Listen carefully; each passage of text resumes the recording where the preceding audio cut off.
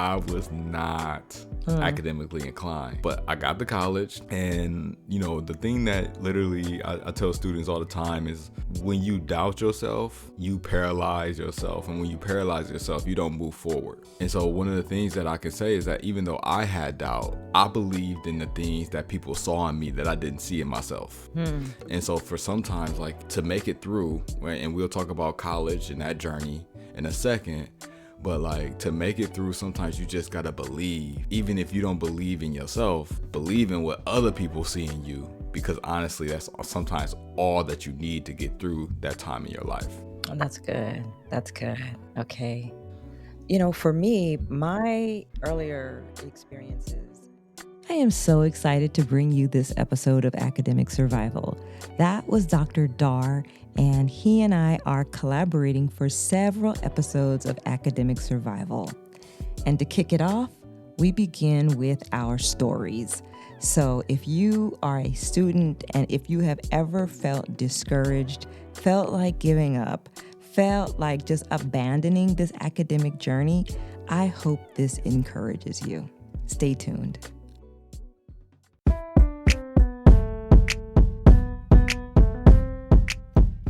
This is the Academic Survival Podcast, and I'm your host, Dr. Shandra McDonald. Statistics show that approximately 40% of students drop out of college every year. In fact, nearly 30% drop out their first year. Well, I am on a mission to improve these stats. Welcome to the Academic Survival Podcast. Today, I have with me Dr. Dar Mayweather, and you might remember an earlier podcast I had with him.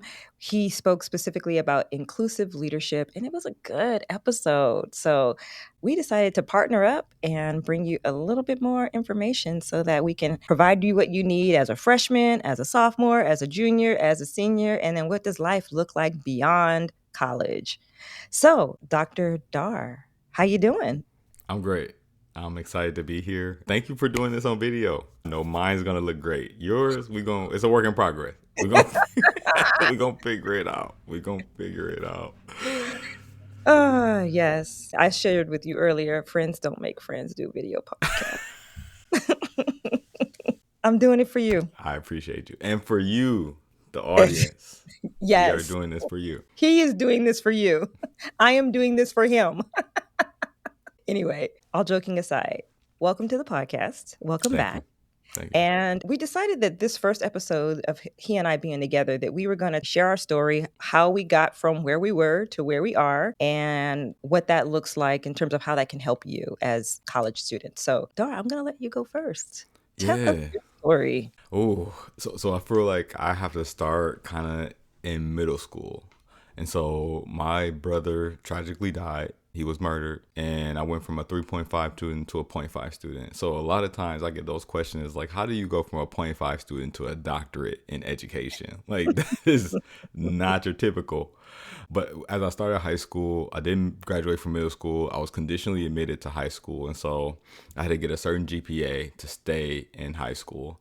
And I did, but my GPA wasn't that great. And that experience really led me to like thinking about, how do I be in high school and do this experience differently? I was grieving my brother's death. I was depressed. I was doubting myself, kind of confused on my direction. And so as I started high school, I thought about, how do I do this thing differently? And so I got intentional about being in community. I got intentional about serving on student boards, and that experience really helped me see that I had gifts and talents as a leader. And not even thinking about going to school, actually going to college was like my last decision. It was like not until my senior year that I decided I was going to go to college, because I had my high school advisors, college advisors helped me write an essay that got me $25,000 in scholarships. Because it wasn't my grades, right? $25,000. And it wasn't my grades. It was about helping people through my grief, helping people through my depression, that got me those scholarships. And so I was like, all right, Mom, I'm going to college now, right? And she was like,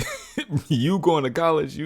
Only 9 people had worse GPAs than you. Like, how you going to college?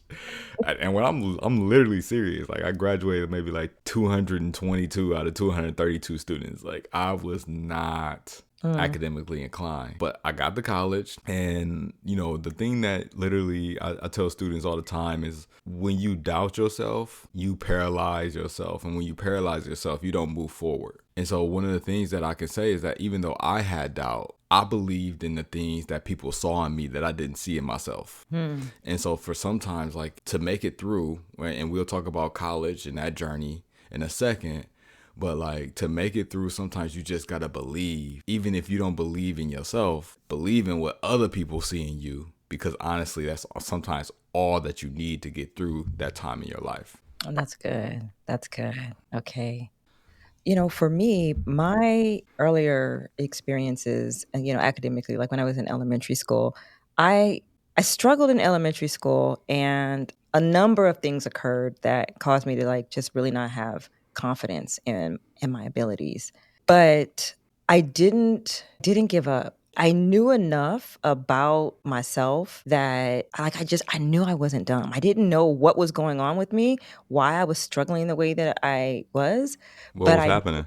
I was having trouble with reading. I was awful in math. And my peers, my immediate circle of friends were like winning spelling bees, and one was like being pulled out of class and put into a gifted program. And so like they were just super excelling. And I was just like, can we just play outside? But that elementary school experience, unfortunately, it followed me all the way up through high school. But I got the courage when I was in high school to speak up for myself and advocate for myself. And I can tell you a little bit about that, further in the podcast. But elementary school was awful. But by the time I got to high school and started learning about what the requirements were to get into college, it allowed me to advocate for myself. That's good. That's good. You know, so first I'm thinking, from what I'm hearing, just this, the connection between both of our stories is that Mhm. we all face something that rock our confidence, Yes. right? And it's the overcoming of that, right? It's the process of overcoming that builds Mhm. character, that builds strength, right? That builds resilience. But like for the students who are listening to this, or even professionals who are listening to this, you need to get this in front of students, because the thing that they oftentimes feel like is that when they're working through some of these issues, they feel like they're going through it alone. They don't feel like anybody can understand or relate. I know at least I felt that.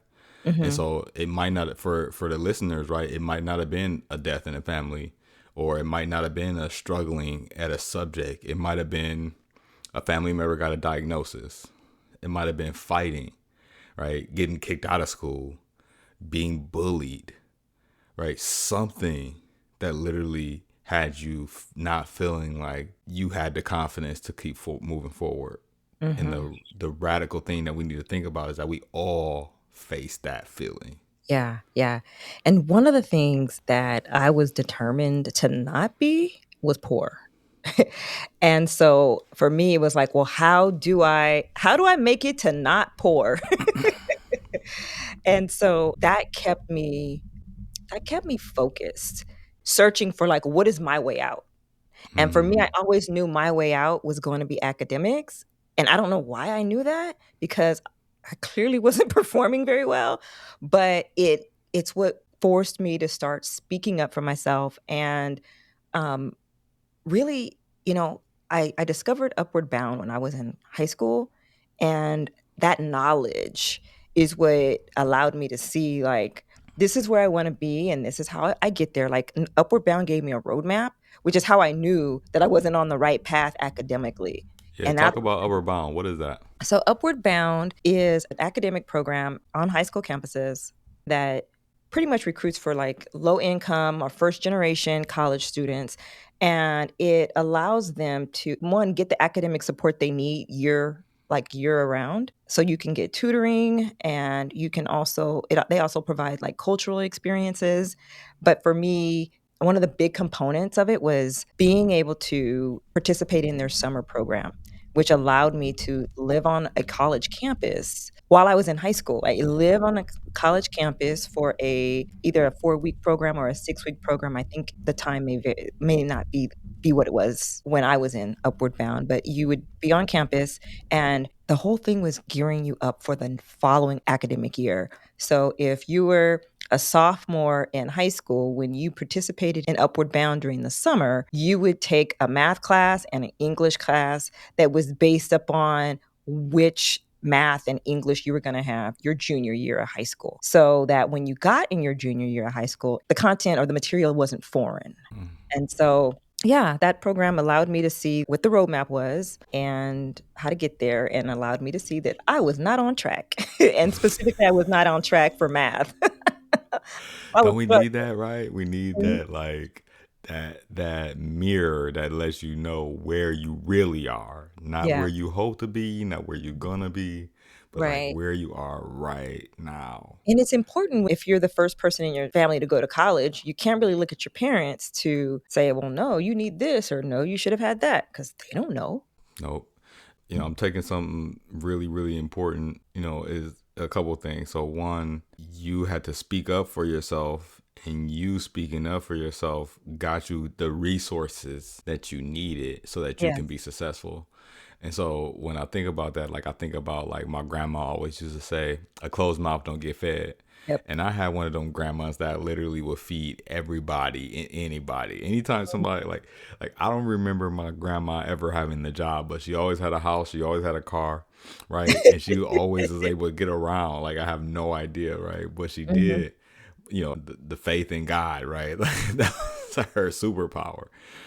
And when I think about this, it's like you gotta know that you're in a space where if you don't know how to advocate for yourself, usually you're the person that's stopping yourself from being the success that you want to be or Yeah. having the success that you want to have. And a part of having success is knowing how to use your tools, right? So tools Mhm. like your eyesight, your what you hear, what you speak as a mechanism for your success. Yeah. And so to give you the example of me advocating for myself, when I got to high school, well, because of elementary school and junior high school, I was set on a really bad math track. And so by the time I got to high school, I was not put in college prep math. And my first year of high school, they put me in consumer math one, which is basically how to buy groceries and how to write checks. Then my second year of high school, I was in consumer math two, which was basically like how to write more checks and buy more groceries. And then my third year of high school, I was put in algebra A, which is algebra 1, but at a very slow pace. Mm-hmm. And that's when I had to advocate for myself because I knew what the math requirements were to get into college, and I already knew that I was gonna be 2 years behind. I had to see a counselor, and I was like, "Look, I'm trying to go to college. This is not gonna get me there. Mm-hmm. Can you help me? I need at least to get algebra this year so I can get geometry next year so I can at least have 2 years of college prep math because my first 2 years were a complete wash." And that was, me again advocating for myself. That's the example of that. Yeah. As I think about my high school experience and getting to college, like I said, it was for me, I never necessarily didn't need to advocate for myself. There was always people who advocated for me. That's good. And so, the reason why I was even exposed to college is because a high school science teacher saw me talking and interacting with other students in class, and they would be like, how you know all the answers?" And I'd just be like, "I did the homework. Like, I don't know that he don't make it hard, right? Like, he literally making it easy for us to just get it done. All you got to do is do the worksheets." And he was like, "Dude, like just hearing you saying that, like I saw something different in you. Have you thought about going to college?" And I'm just like, "No, not really." He was like, "Yo, I'm gonna pay for you to go to a college tour." Oh, wow. Now, there were some other reasons I think as to why he might have paid for it. Yeah, I ain't gonna talk about that. Okay, okay. We'll leave I that ain't gonna there. talk about that. We But ain't gonna get nobody in trouble. we ain't gonna get nobody in trouble. But what I do know is that he opened me up to because he saw something in me, right? Mhm. And then the next year, I think so that was my sophomore year.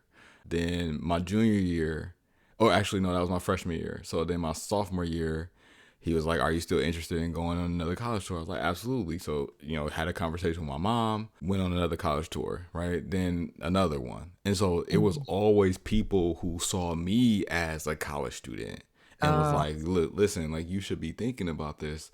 And of course, I'm not thinking about it. I'm not even, because even though that people sent me on a college tour, that doesn't necessarily mean that they were preparing me for college.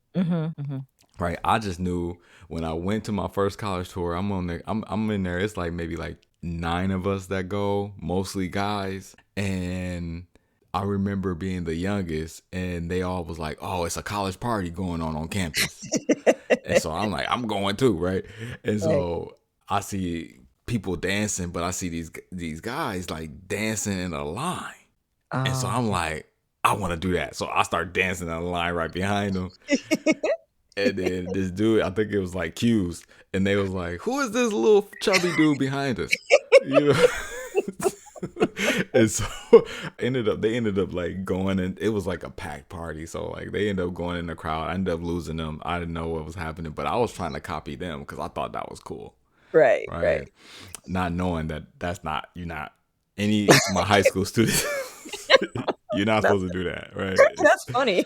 You can really get some bad things happen to you. You try to Yeah. do that, but they knew I was like again. They knew I wasn't even supposed to be there, Okay. and so this was in the '90s. It was like 99, 98. So That's yeah, funny. I went on a few college tours with Upward Bound as well, so mm. it's important. It's But you important had the to classes though. That's the part that I really want to make sure that like people like you had classes that prepared you for college. I had classes that prepare you talking about an Upward Bound?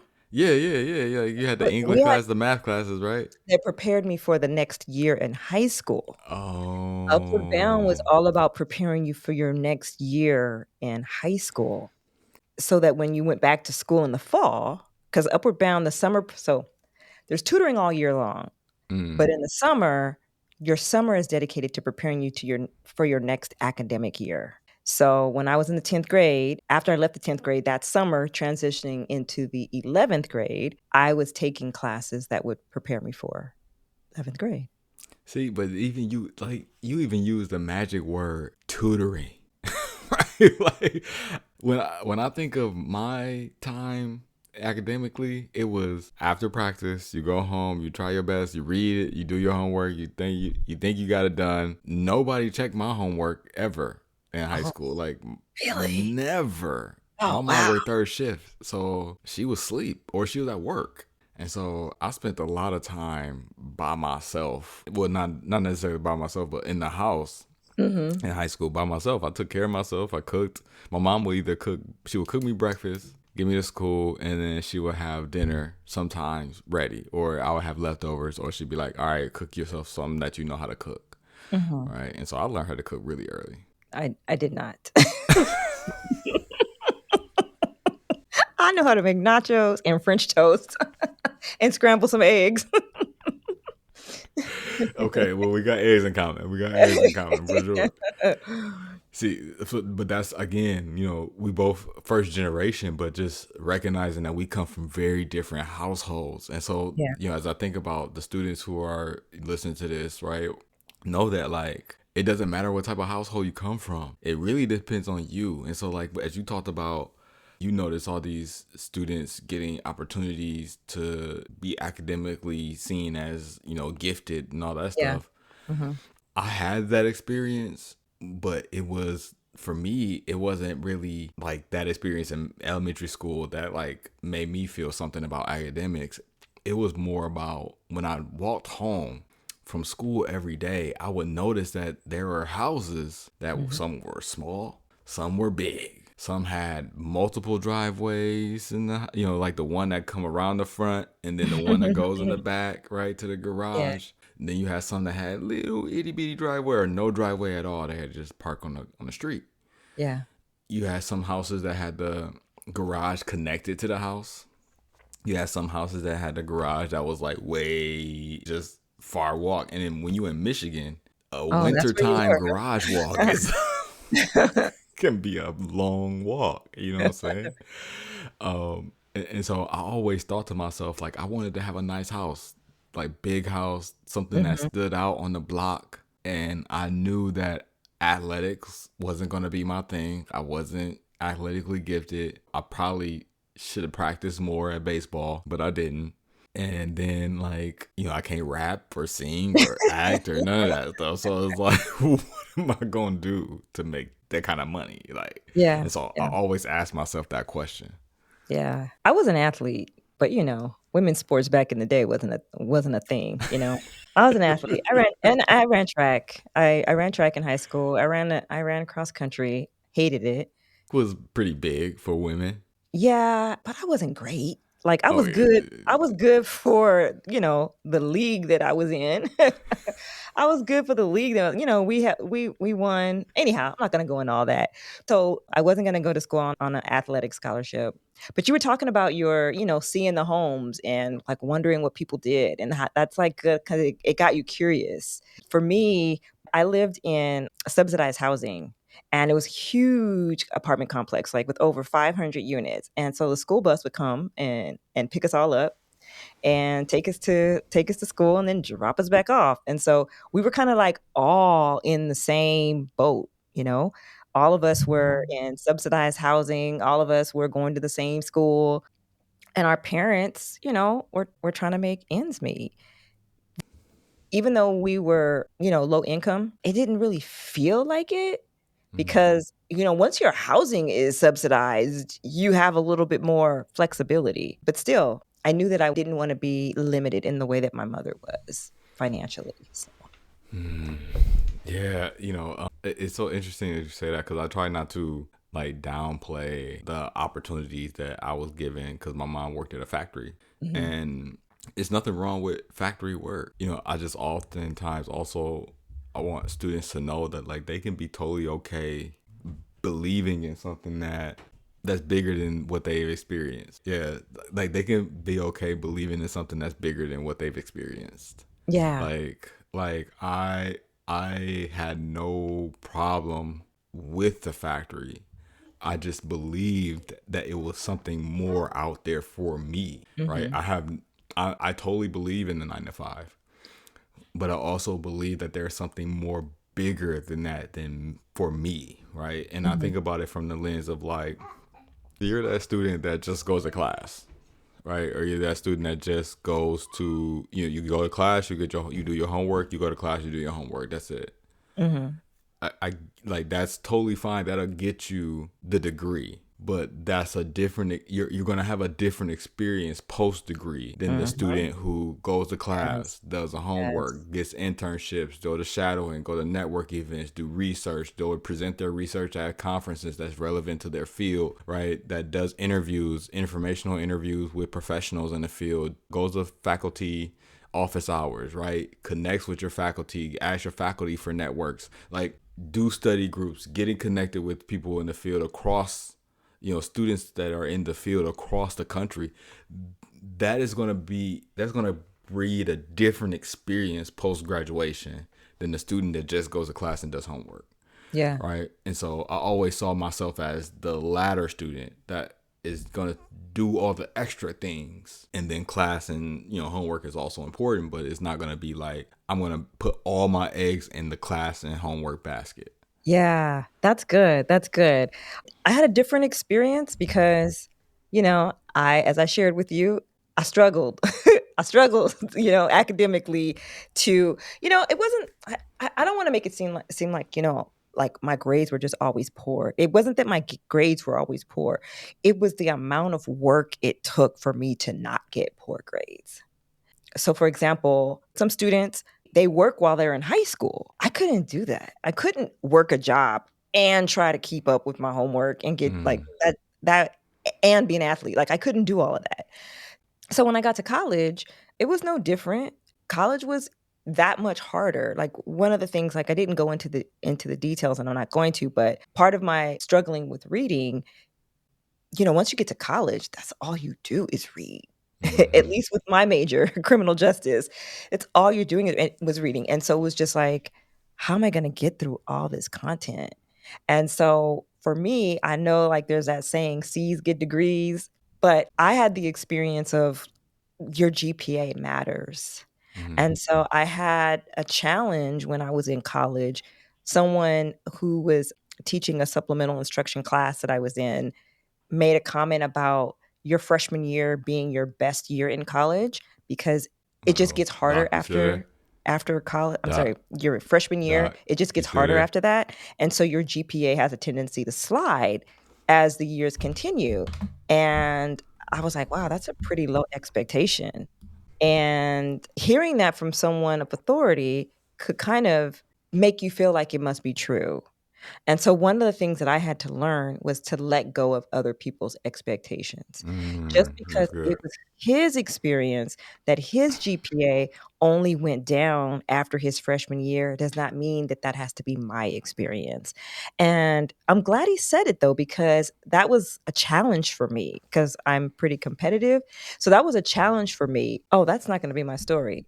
And that was the semester that I decided that I was gonna get straight A's. Now, I never got straight I struggled academically, I shared that with you.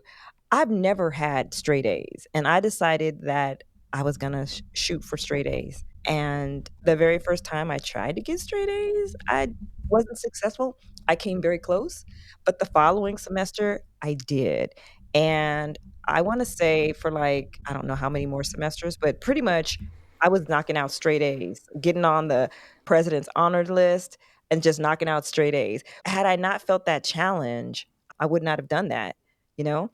Hmm. And and the reason why I bring that up is because when I graduated, I applied for a job with the federal government and they had an outstanding scholars program. And it didn't matter what your major was, as long as you had a minimum GPA of a 3.5, you qualified to apply for the position. And I did. Hmm. And had I not set that goal for myself, I never would have made that achievement.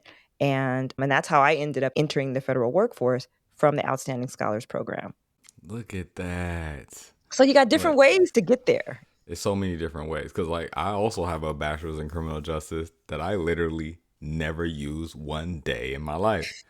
And so I talk about the student who went to class and, just did homework, and you had a student who got involved, right?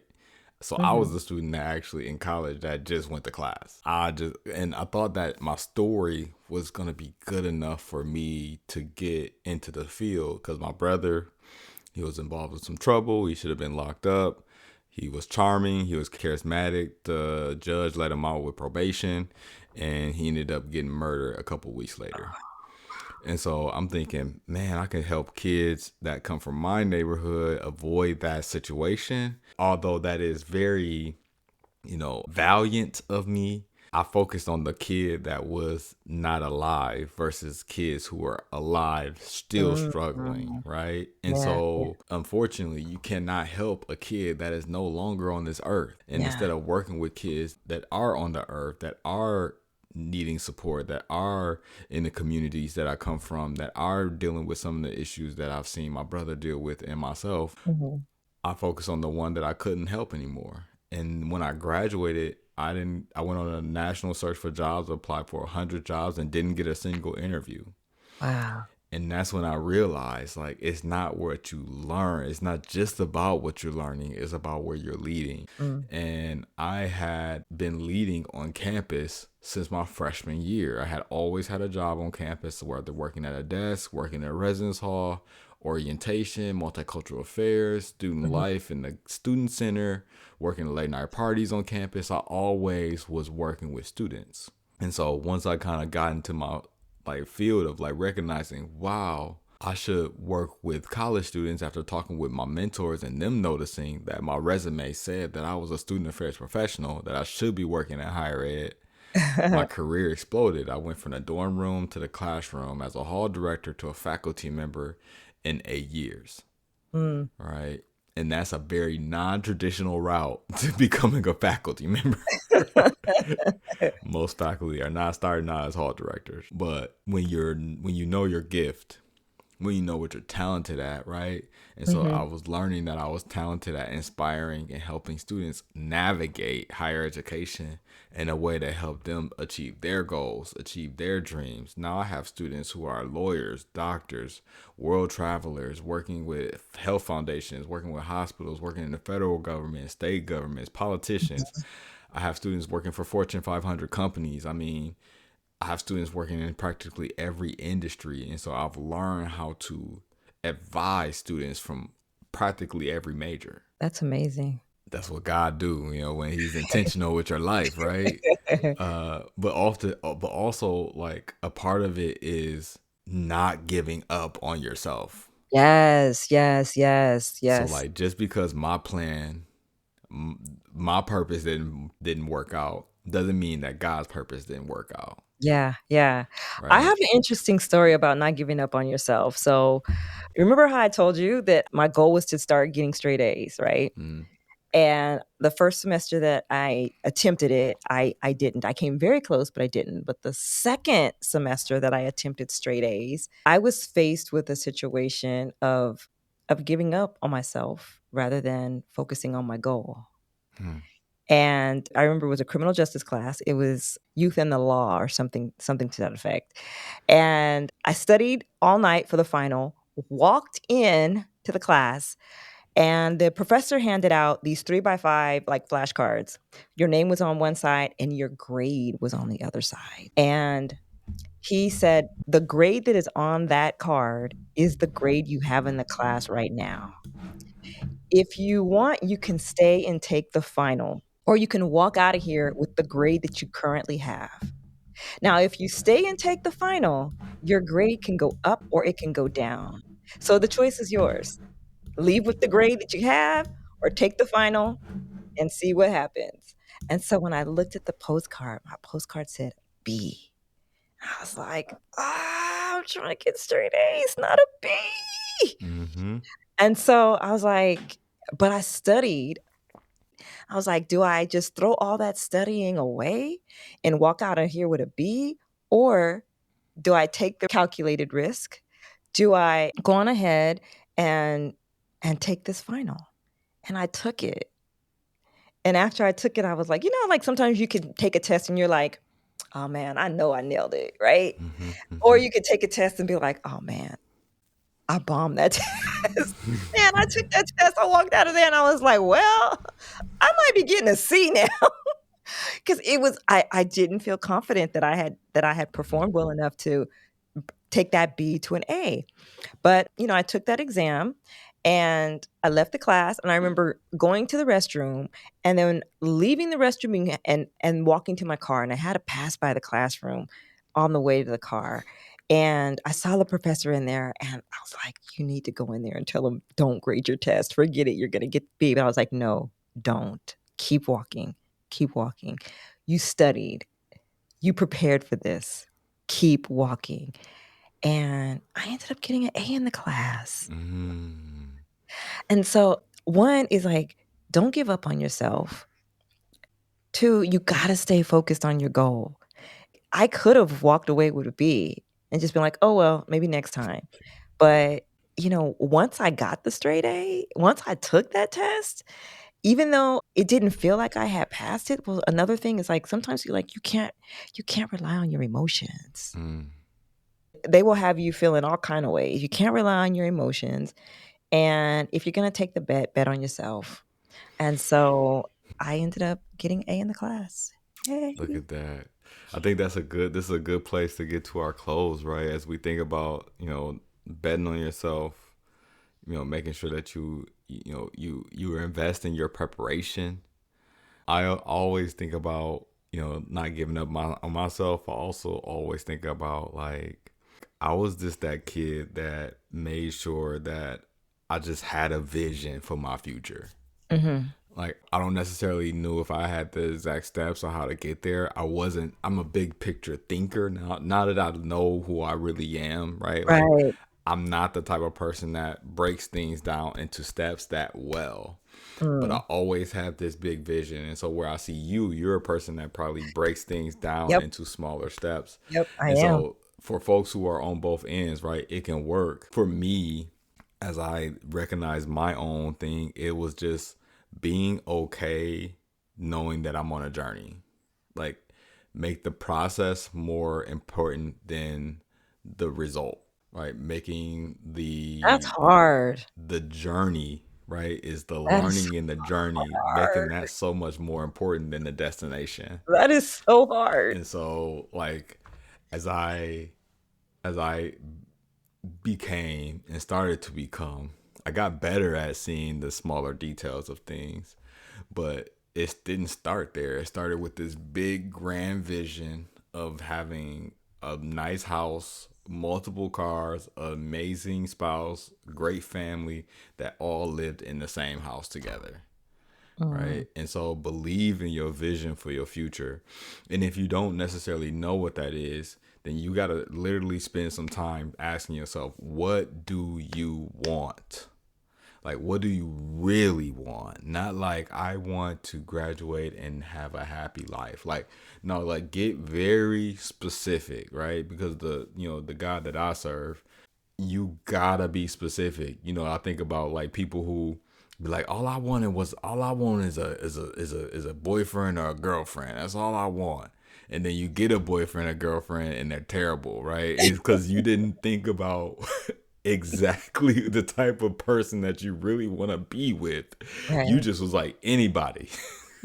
Right? And you get anybody, and then that's the problem, right? Is you're not specific enough about what you really need, what you really want, what you really deserve. And so make sure that you're specific about that. Yeah, that's good. Specificity matters. Mm, mm. Well, that's our story. We did it.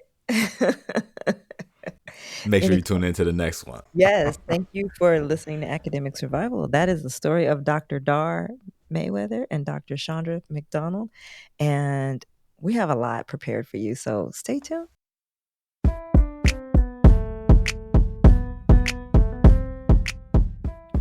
That's it for today on Academic Survival. If you want to share your story on how you survived your freshman year of college, you can reach me at info@chandralmcdonald.com. We'll be back next week with more ways to survive your academic journey. Until then, happy studying.